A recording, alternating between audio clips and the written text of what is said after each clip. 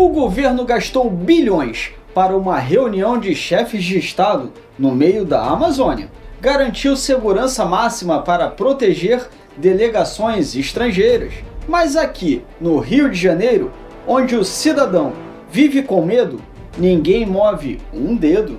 Por que será? E sabe o que isso tem a ver com você, que sonha em trocar de carro? E com o setor automotivo como um todo? Absolutamente tudo. A COP30 promete mudar o setor automotivo. Mas será que vai mesmo? Ou só vai sobrar promessas, impostos e carros mais caros? Nesse vídeo eu vou te chocar com números e fatos. Bora entender como essa reunião vai afetar o setor automotivo? Então fica aí que eu vou te contar. Fala pessoal, eu sou o Renato e te convido a se inscrever no canal, ativar o sininho das notificações e deixar o seu like para ajudar e fortalecer o nosso trabalho. Não deixe de comentar nos vídeos. A sua opinião é extremamente importante para mim. Compartilhe esse vídeo com seus amigos e familiares. Fica comigo até o final para entender esse assunto por completo. E vambora pro vídeo! Hoje a gente vai entender por que a Conferência Internacional de Mudanças Climáticas, que começa hoje, dia 10 de novembro de 2025 e vai até o dia 21 em Belém do Pará, pode mexer muito com o mundo dos carros, em curto, médio e longo prazo. E a gente vai fazer isso com um olhar crítico, pois os gastos públicos foram astronômicos, o que revela muito claramente o contraste entre a segurança para os VIPs e a segurança real nas ruas. E vamos falar também do risco iminente para o setor automotivo brasileiro. Chips, impostos, tecnologia, tudo entra na brincadeira de desastres que estão vindo por aí. E você precisa saber disso tudo antes que seja tarde demais. Vamos começar entendendo o que é a COP30 e para que serve. A COP30 teve seu início oficial hoje, em Belém do Pará, e vai até 21 de novembro, como eu já disse. O governo federal já declarou que os gastos com o evento giram em torno de 4,7 bilhões. É isso mesmo, com B, bilhões. Gastos estes que, segundo eles, foram necessários para preparar a cidade para o evento. Mas cara, é sério isso? Quase 5 bilhões para reformar uma cidade inteira para um evento de 11 dias?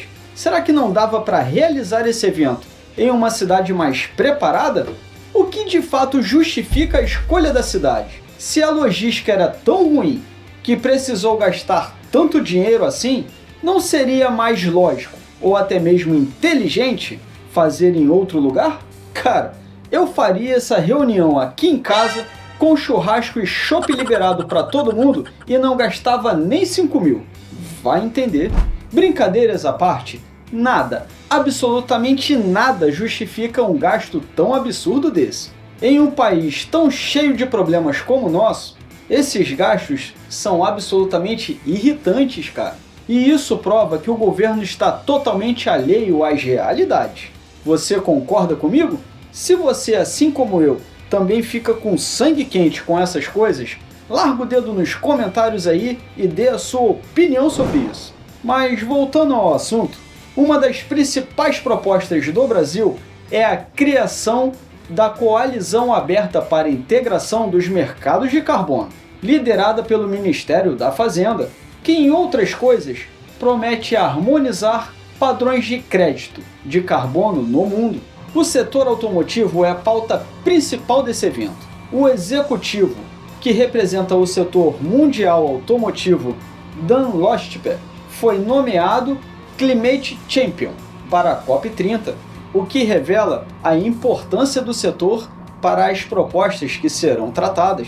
Mas por que isso interessa tanto ao setor automotivo brasileiro? Cara, as mudanças climáticas implicam em metas de emissões, transição para veículos elétricos e híbridos e pressões regulatórias. Ou seja, o futuro dos carros será atingido diretamente por tudo que será tratado na COP30.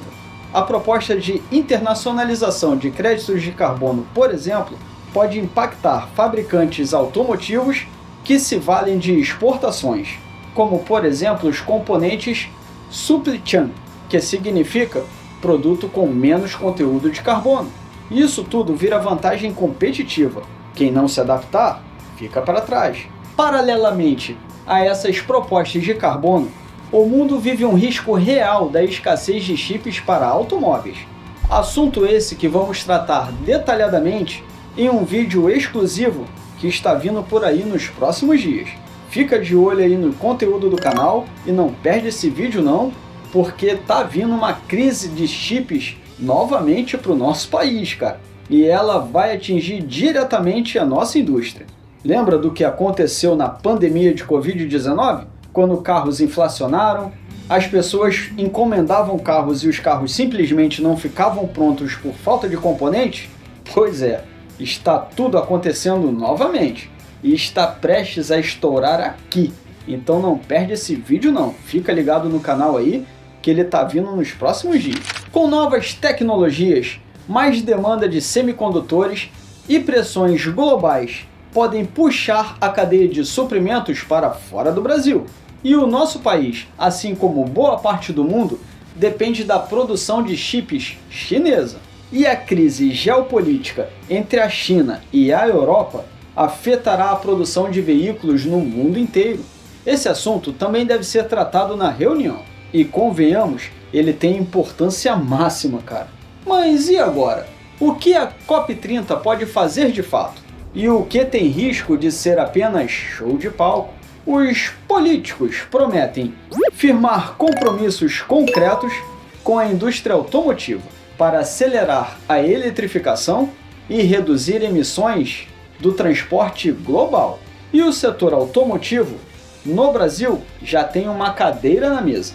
Prometem ainda estimular créditos de carbono ou compensações que podem gerar negócios para fornecedores automotivos brasileiros que estiverem na linha do baixo carbono. Os fabricantes que derem ênfase em componentes reciclados, veículos elétricos ou híbridos sairão na frente e terão vantagens fiscais. Atrair investimento em infraestrutura, recarga e mobilidade sustentável estarão na pauta, assim como a transformação da cadeia produtiva automotiva no Brasil, podendo acelerar empresas que atuam com soluções limpas. E o que pode simplesmente não acontecer e que tem um risco real? Muitos anúncios grandiosos acabam ficando apenas no papel. Reuniões anteriores, como outras COPs, mostraram promessas de financiamento para países vulneráveis que demoraram ou simplesmente nunca chegaram. Por exemplo, a meta de 1,3 trilhão anual para a adequação já apareceu nos papéis da COP30.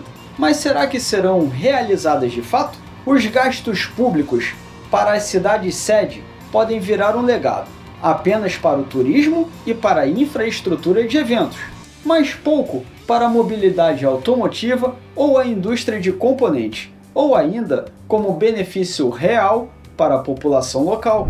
Para o setor automotivo especificamente, se não houver uma política industrial clara ou incentivos, o Brasil pode ficar de fora da corrida elétrica ou pagar o preço por cadeia internacional que se fecha para quem está de fora. E sobre a corrida elétrica aqui no Brasil, na minha opinião, nós temos uma solução muito mais simples e barata, que não depende nem um pouco dessa tecnologia.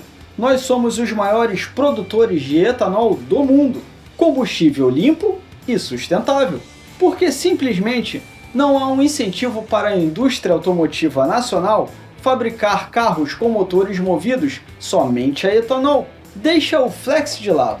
Fazer um motor somente a etanol, focado somente nisso, poderia otimizar consideravelmente a eficiência do motor, fazendo eles serem mais econômicos do que os carros a gasolina. Daí, se tivéssemos boa vontade do governo, eles retirariam o imposto do etanol e aí, cara, todo mundo só ia usar etanol, né? Acabou o problema de poluição no Brasil. Por que eles simplesmente não fazem isso? Você tem uma explicação? Quebraria a Petrobras, o coração financeiro desse país? O que você acha? O fato é que soluções baratas e fáceis existem, mas eles querem o complexo para justificar os gastos infundados. Você concorda comigo? Na sua opinião, o investimento em etanol seria uma solução simples ou não? Segurança pública para eventos internacionais. Eu não podia deixar passar batido esse assunto. O Brasil mobiliza recurso e logística especial para garantir a segurança da delegação da COP30. O governo federal e estadual destacaram forças, infraestrutura e controle. Enquanto isso, cidades como Rio de Janeiro, que enfrentam a maior crise de segurança pública da sua história, simplesmente não há a mesma mobilização extraordinária. E isso gera a percepção de prioridades distorcidas e aliena o discurso. Gastar bilhões para garantir que VIPs venham e negociem compromissos. Mas aonde está o gasto para garantir que as nossas ruas sejam seguras de fato? Que os motoristas não sejam assaltados quando estão indo para o trabalho? Que tenhamos o nosso direito de ir e vir, sem ter tanta preocupação, cara.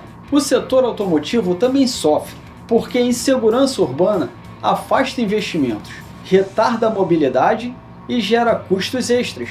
Seguro, formação de frota e proteção veicular, tudo fica mais caro aqui nesse Rio de Janeiro. Então a gente consegue concluir que a falta de atenção à segurança afeta diretamente o nosso bolso, o bolso do povo, que não é VIP. Então, pessoal, para recapitular, a COP30 tem o potencial de colocar o Brasil e o setor automotivo nacional em um círculo de transição global, com oportunidade de negócios, adaptações tecnológicas e novos fornecedores.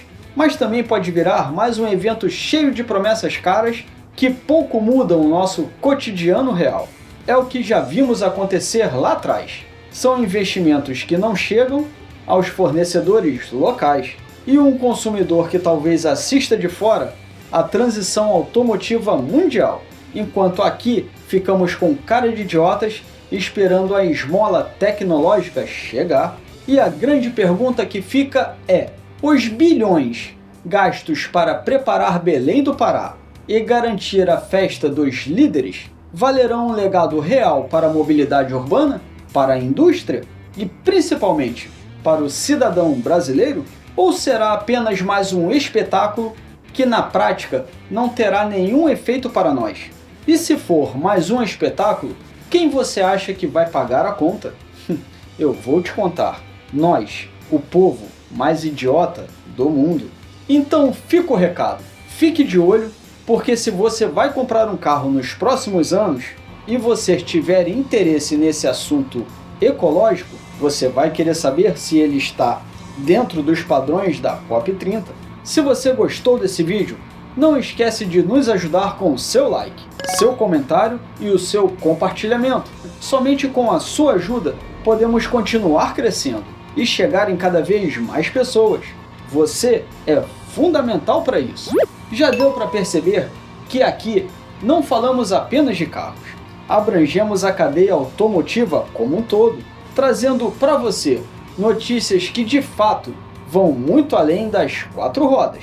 E cara, eu quero muito te agradecer por você ter assistido até aqui. Na próxima tela tem 2 vídeos que eu separei para você. Então clique em um deles para assistir e continue comigo. Muitíssimo obrigado por ficar até aqui, de verdade. Te vejo no próximo vídeo. Tchau!